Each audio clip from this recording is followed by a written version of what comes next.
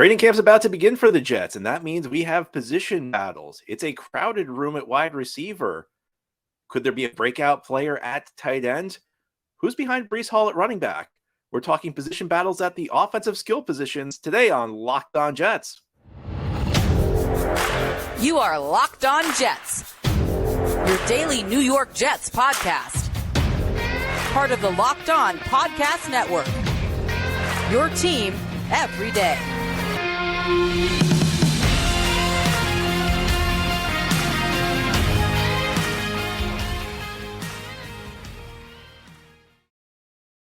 Welcome. This is the Locked On Jets podcast, part of the Locked On Podcast Network, your team every day. It's Tuesday, July 18th, 2023, and I'm your host, John B. from GangGreenNation.com. Thanking you so much for making the show your first listen or first watch every day. Subscribe to the show for free on YouTube or wherever you get your podcasts so that you get new episodes as soon as they're posted. If you're listening on a podcast source and enjoy the show, please give it a 5-star review. If you're watching on YouTube, give this episode a big thumbs up. These things help us out and help other Jets fans find the podcast. Well, we are one day away from the Jets reporting to training camp, and training camp every year means that there are position battles. So today we're going to take a look at the offensive skill positions. Which spots are open for players? Which spots are up for competition? That's what we're going to discuss today. Now, I guess whenever you talk about the skill positions, you go to quarterback. I hate to tell you this, there's not really much of a position battle at quarterback this year. Jets have a new quarterback. You may have heard of him, Aaron Rodgers. I don't think that Aaron Rodgers' starting job's really in much jeopardy. I don't think that's true when you trade a first-round pick and a second-round pick and a pick swap in the first round. I don't think it's true when you're dealing with one of the 20 greatest quarterbacks ever, maybe one of the 10 greatest quarterbacks ever. I'll let you in on a little secret. This is some expert analysis here. Aaron Rodgers is going to be the starting quarterback. I guess it's possible Zach Wilson could lose the number 2 job. I think at this point, he's kind of penciled in as the backup quarterback. And I guess if he's really bad in training camp, maybe Tim Boyle, who they just signed, a guy with experience in the Nathaniel Hackett's system, could supplant him as the number 2 quarterback. I don't think that's going to happen, though. In fact, against backups in preseason, I'm expecting Zach Wilson to play pretty well. And then you got Chris Streveler in the mix. So we can move on from quarterback. That one's pretty easy. That one doesn't take a lot of analysis. Let's talk about the wide receiver room. This is an interesting spot for the Jets. Now, there are some rumblings about Corey Davis, who still is, at least at the time we're recording this podcast, and this could change at any minute, he's still under the contract he was under at the start of the offseason. There have been some talk that maybe the Jets are going to approach him about potentially restructuring his deal, maybe taking a pay cut. There have even been some rumblings about him, moving elsewhere. I think the Jets' lack of interest in DeAndre Hopkins is perhaps an indication that they like what they have at receiver. And I would guess that includes Corey Davis, because if you get rid of Corey Davis, this group starts to look a lot thinner. And when you look at this Jets receiving group right now, you have 5 guys who at least have some degree of a reputation in this league. So you've got Garrett Wilson, who's the number 1 guy, an 1,100-yard receiver. Allen Lazard was just signed in free agency to a fairly lucrative contract. Corey Davis is, at least at the time we're recording this, is still in the mix at his current salary. Beyond that, you have Randall Cobb, a longtime veteran who's been in pretty steep decline.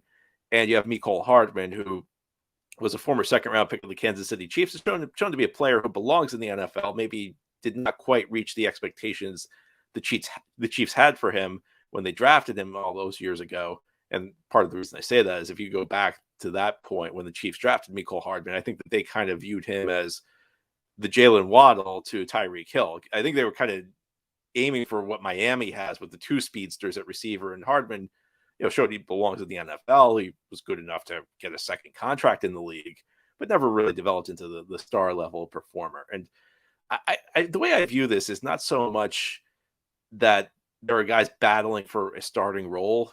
I think that sometimes these position battles are more about carving out your specific role. And I think it's partially about who gets the most playing time. I think all 5 of these guys are going to see a degree of playing time. Now, Garrett Wilson should never come off the field. I mean, I remember last year the Jets kind of opened the season. Even week 1, Wilson wasn't really the starter at wide receiver. Then you had that monster game against Cleveland in week 2. Garrett Wilson should never come off the field. He should be there nonstop. In fact, if anything, I'd like to see his touches go up this year. I'd like to see the Jets maybe utilize him a little bit more in space and see maybe if he can get deep a little bit more. I think if anything, Garrett Wilson should see the field more frequently. So after him, I think this is where things get interesting. And if you follow the way Nathaniel Hackett runs his offense, or at least has historically in Green Bay, in Denver, he likes to have kind of a bigger bodied receiver in the middle of the field. When you talk about slot receivers in the NFL, your thoughts typically go to guys like Jamison Crowder or Braxton Berrios, guys who are kind of quick, short area quickness because you're playing the middle of the field. So you got a lot of option routes where you could break left, you could break right, depending on the defender's alignments. It's essentially up to you to read it and then use your quickness to create quick separation. Nathaniel Hackett kind of likes to go in the other direction. Now, I think that there will be times where you'll see Randall Cobb on the field. There will be times you'll see Mecole Hardman in the slot. And those two kind of complement each other because Hardman's still got a lot of speed. Cobb doesn't have much speed, but he's more of a professional route runner. He kind of knows where to get on the field. So when you're looking for a traditional slot guy, depending on what you want in that situation, it could be Cobb or it could be Hardman. But I think that you're going to see Allen Lazard play slot more than you're expecting. A lot of people are expecting. He actually played a fair amount of the slot in Green Bay. And I think part of this is the weakness at the tight end position for the Jets. Conklin and Uzama, not exactly the dynamic duo at tight end. And Hackett, the way he runs his offense, I think he really likes to have that big bodied receiver in the middle of the field, in part because he likes to use them as a blocker. And so with Hackett, you see a lot of two tight end sets. You also saw that with Mike LaFleur, but LaFleur likes to run more traditional tight ends. So either, just two tight ends on the line or one tight end out or one tight end at the end of the line and then another kind of playing the fullback role. Hackett likes to flex his tight ends into the slot more. So if you're not going to use the tight ends as much, you might want to use a bigger bodied receiver like Lazard or a Corey Davis, guys who have a pretty good reputation as blockers. As I said, I think that this is, I don't even know if it's a camp battle, but I think that if they're competing for anything, it's not necessarily going to be a spot where you're going to see guys stay on the field 100% of the time. I think there's going to be a rotation at the wide receiver position for the Jets. And I get the feeling Nathaniel Hackett wants some versatility in this group. And when I say versatility, I mean who plays outside versus who plays in the slot. Because I think almost all these receivers have the ability to play in the slot. You have Davis and you have Lazard, who can kind of be the bigger bodied slot receivers who can help you out in the run game. And then you have Garrett Wilson, who, when the Jets drafted him, I actually thought that there was a good chance he'd see a lot of time in the slot just because of his skill set. Now, he's also got this pretty good skill set for the outside, but you have to remember when the Jets drafted him, we were coming off the big Cooper Kupp season where he just dominated in the slot. So I wouldn't be shocked to see. I think that those days are the days where I think Garrett Wilson's a full-time slot receiver are gone, but I think you'll see him in the slot a fair amount because he's so effortless changing directions. He can create quick separation very easily, which means that there will be moments where you'll put him into the slot. And then you also have Cobb and Hardman. And I think Cobb is probably more of a slot receiver. If he's anything, he's a slot receiver at this point. But Hardman, although he's a little undersized, he still's got the speed conceivably to see some reps outside and at least help the Jets a little bit as a deep threat. So I think you're going to see like a 5-man rotation here at the wide receiver position. You'll see guys moving all over the formation, and it's going to be a really interesting look. The only guy who I think never comes off the field is Garrett Wilson, except when he needs a rest, because he's obviously the cream of the crop when we're talking about Jets receivers. Everybody else will kind of rotate in. You'll see guys play outside. You'll see guys play the slot. And then obviously injuries will help dictate some other things. And, the other thing about this receiver position is there are essentially 5 players. If we're assuming Corey Davis is going to be here and the way things are going for me, they'll probably make some announcement, some change about Corey Davis about 5 minutes after I post this episode. But if Davis is here, there are 5 wide receiver spots that are locked up, which is unusual, which means that there may only be one spot left to earn a roster spot at wide receiver. So that'll bear watching. Denzel Mims is in the mix for that. Irv Charles is in the mix. There could be a few other guys, and we'll discuss that in more detail as we get deeper into training camp. Now, here on the Locked On Jets podcast, we'll turn our attention to the tight end position. Well, let's be honest, it's not a great group, but there is one potential breakout player there who could earn a starting role, could earn a bigger spot on this team. We'll talk about Jeremy Rucker. We'll talk about the other guys, the guys he could be replacing as we continue on this Tuesday edition of the Locked On Jets podcast. Today's episode of Locked On Jets is brought to you by FanDuel Sportsbook.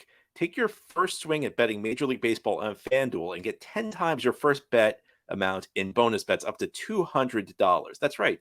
Just bet $20 and you land $200 in bonus bets, win or lose. That's $200 you can spend betting everything from the money line to over-under to who you think is going to hit the first home run. I would not bet on a Yankee. The Yankees not doing very well. Another loss last night in Anaheim to the Angels. I'll tell you, I'm a Yankee fan. I don't think I'd put any money down on the Yankees this year. But, you don't have to get involved on FanDuel because FanDuel is an app that's safe, secure, and super easy to use. Plus, when you win, you can get paid instantly. There's no better place to bet on Major League Baseball than FanDuel, America's #1 sportsbook. We got FanDuel. There's no way to fix the Yankees, but at least we do have FanDuel. So sign up today. Visit FanDuel.com/lockedon to get up to $200 in bonus bets. That's FanDuel.com/lockedon. FanDuel, official partner of Major League Baseball.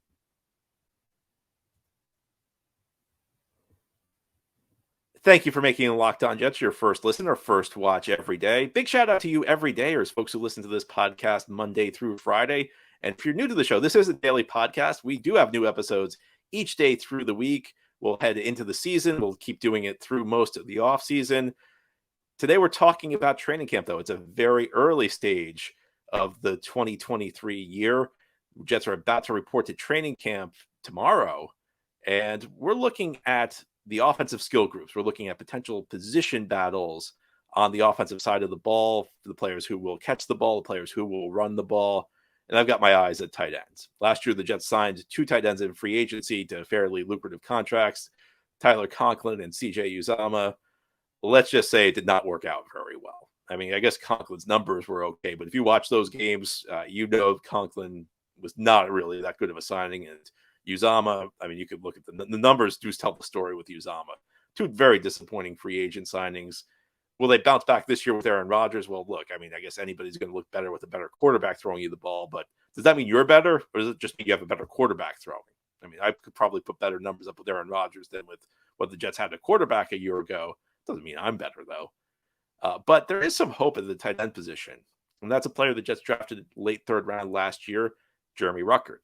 Jeremy Rucker is my hope at the tight end position, because I have no hope for Conklin or Uzama.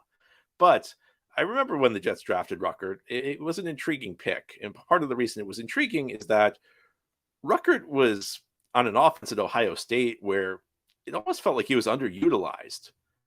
They had so much talent at receiver. I mean, they had during Rucker's time at Ohio State, they had 4 receivers who ended up being drafted in the 1st round. They had Chris Olave. They had Jamison Williams, who had to go to Alabama to get on the field. I mean, think about that. I'm not saying he got transferred somewhere else to get playing time. He was good enough to play at Alabama, but Ohio State was so deep that he wasn't really getting many opportunities. There also Jackson Smith and Jigba, who was a 1st-round pick this year, and one other guy I forgot to mention, who you may be familiar with, Garrett Wilson. So in a situation like that, sometimes it's easy to fall under the radar if you're a tight end. And I think you could argue that's what happened with Rucker. Now, when the Jets drafted him, it was the end of the 3rd round. And as you're probably familiar with, guys who are drafted at the end of the 3rd round, they usually don't play a whole lot year 1. They usually have some things in their game they need to work on. And that's why they're going at the end of the 3rd round. If you were ready to play, you'd probably be like a 1st-round pick or a 2nd-round pick. And Rucker certainly did have some things he needed to improve upon. I mean, one of which is at Ohio State, first of all, he was not utilized that much, in part because of all the receiving talents they had there. But also that offense is not necessarily run by a great coach, Ryan Day, who, one of the great coaches in college right now. But they don't run an offense that really asks the receivers to do a whole lot. Or I guess what I should say is they don't ask them to run a very diverse route tree. In the NFL, if you ever look at an NFL playbook, it's amazing how many routes receivers need to run. In college, there are systems where the receivers only have to run a handful of routes. So there's a lot of learning that goes on. I've always viewed tight end as one of the most difficult positions to transition to in the NFL, because it's kind of like learning like 3 or 4 positions in one, where you kind of have to learn the blocking schemes. Then you have to learn the routes from playing in line at the tight end position, but you also kind of need to learn the wide receiver routes, and that you have to learn the routes from both out wide and in the slots. sometimes teams will flex their tight ends out to the wide receiver position. Sometimes they'll flex the tight ends into the slot. It's not so easy to learn how to play tight end in the NFL. And that's why if you look through NFL history, there are not many tight ends who produce much as rookies. Even guys who are drafted in the first round tend not to be spectacular that first season. Sometimes it takes, most of the time, it takes until year 2 before they're really making their mark in this league. And Rucker also, I think, needed some development as a blocker because he came into the league, and a lot of people will show like highlight videos of his great blocks at Ohio State. And you even saw he got some playing time late last year. He had some highlight reel blocks for the Jets. And yes, he does post some pretty impressive blocks, but I don't think he plays with the level of consistency needed, or at least he's not heading into this season. And part of that's, he's got to learn technique. He's got to learn consistent hand placement when he's throwing his blocks. I think one of the things with Rucker is that there are points, especially when he's blocking, where he plays a little out of control. And that's not a bad thing. I'll put it this way. At the tight end position, I'd rather you be a little out of control than not aggressive enough. Because if you're out of, I don't know if out of control is the right phrase, but if you're playing a little out of control, then it shows you're aggressive. It shows you're a willing blocker. And that's like half the battle. You'd rather a guy who's too aggressive than a guy who's not aggressive enough. The guy who's not aggressive enough, you may never be able to teach him how to block properly. The guy who's aggressive, maybe too aggressive, you can teach him to channel that. As a blocker, there's one thing you really like. You like somebody who can hit the other, who likes hitting the other team. And if you got that, then you can teach. Then you can kind of show him proper technique. And Rucker, I think, has the tools to be a good tight end. Now, of course, we've seen this with the Jets. We've seen it. You see it across the NFL. Third round picks. I think probably maybe like 1 out of 5 of them turn into good starters in this league. So just having the potential itself does not necessarily mean that you're going to turn into a good player. But I do think Rucker has the tools to potentially be a good player in this league at the tight end position. And I talked in the first segment about lining up in the slot, how Nathaniel Hackett likes to have that bigger bodied guy in the slot. Perhaps that could be a role for Rucker this year. I don't think there's really a lot blocking him. I think one of the advantages Rucker has is the new offensive coordinator, because it kind of gives you a fresh start. Whenever there's a new coach who comes in, everybody kind of is back to square one. If Mike LaFleur was still here, you have to assume that he was one of the driving forces behind the signings of Conklin and Uzama. LaFleur might look at this tight end position and say, well, these are my guys, I'm going to stick with them. Whereas Nathaniel Hackett's kind of looking at this saying, all right, well, I didn't bring any of these guys in, so the best guy is going to start because I don't have any loyalty to any of these guys. So we're just going to keep an open mind here. And that opens up a real opportunity for Rucker. And if I have hope at the tight end position this year, it's going to be Jeremy Rucker stepping into a bigger role. And I think that was always the plan. People ask why the Jets drafted a tight end last year after they signed these 2 guys in free agency. Well, it's because you don't expect much from a tight end in year 1. I mean, the Jets, you especially don't draft guys at the end of the 3rd round to start their first season. You're looking for a longer term development from them. And I think that Rucker, should have every opportunity to earn the job. It's not like the Jets have a lot in front of him.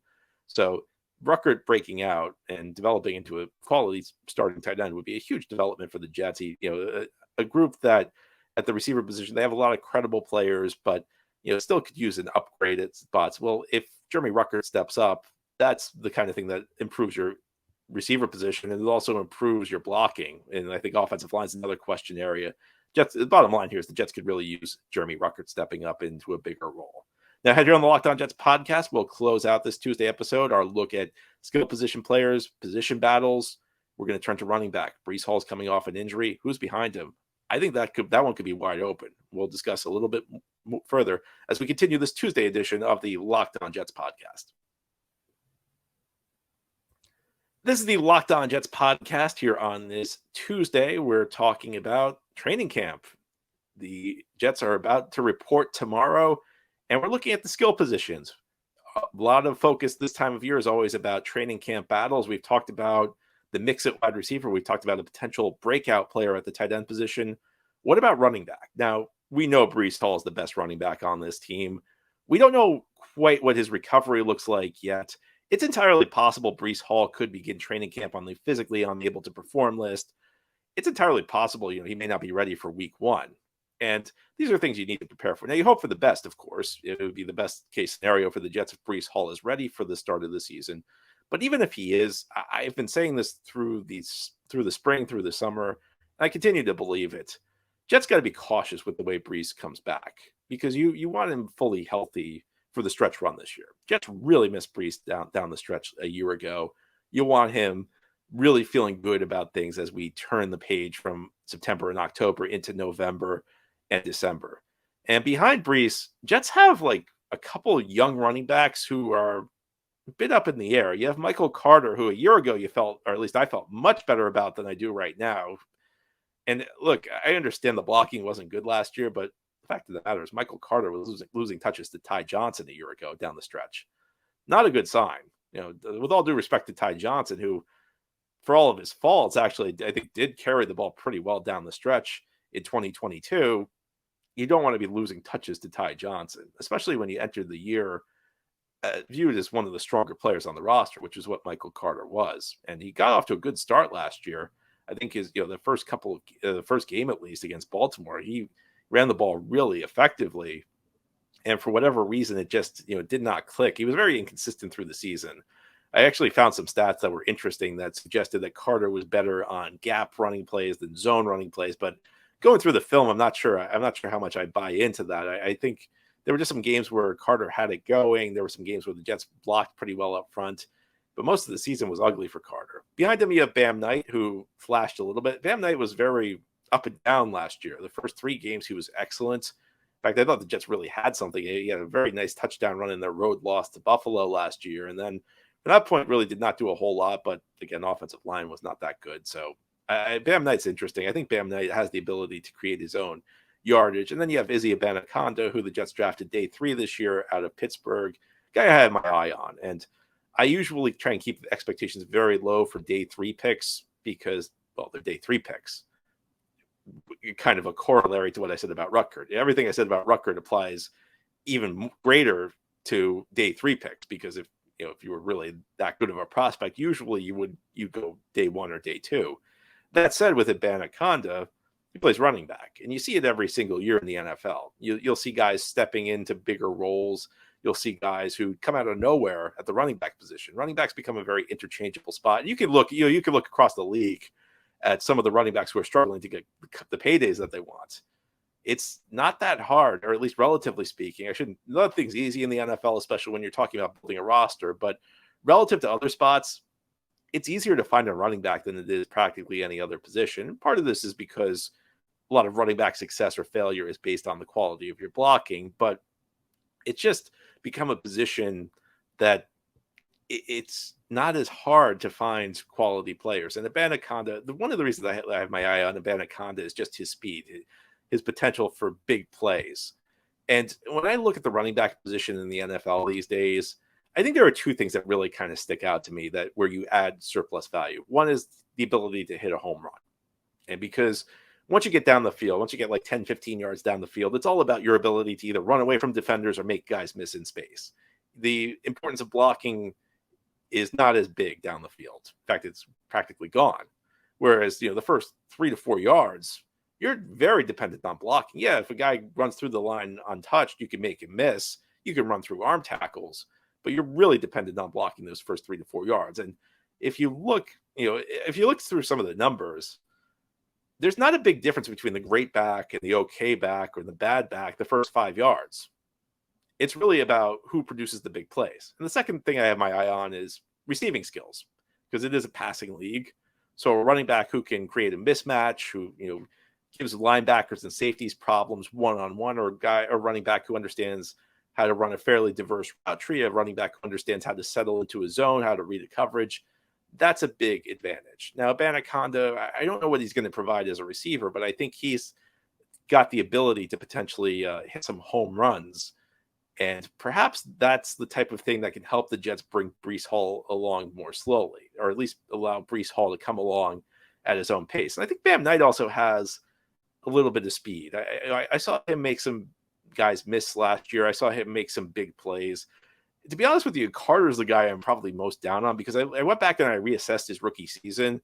He really wasn't producing a lot of big plays then either. So As much as I liked Michael Carter, the way he performed last year combined with just like rethinking what I value in a running back, it makes me a little bit lower on Michael Carter. So my eyes are more on Abanikanda and Bam Knight, and I'd love to be proven wrong by Michael Carter, but I think that the Jets, unless they sign Dalvin Cook, and again, the Jets have a way of proving you're wrong on things like this. By the time you're listening to this podcast, maybe the Jets will have signed Dalvin Cook, but it seems like the Jets are going young at running back, and it's not the worst approach in the world.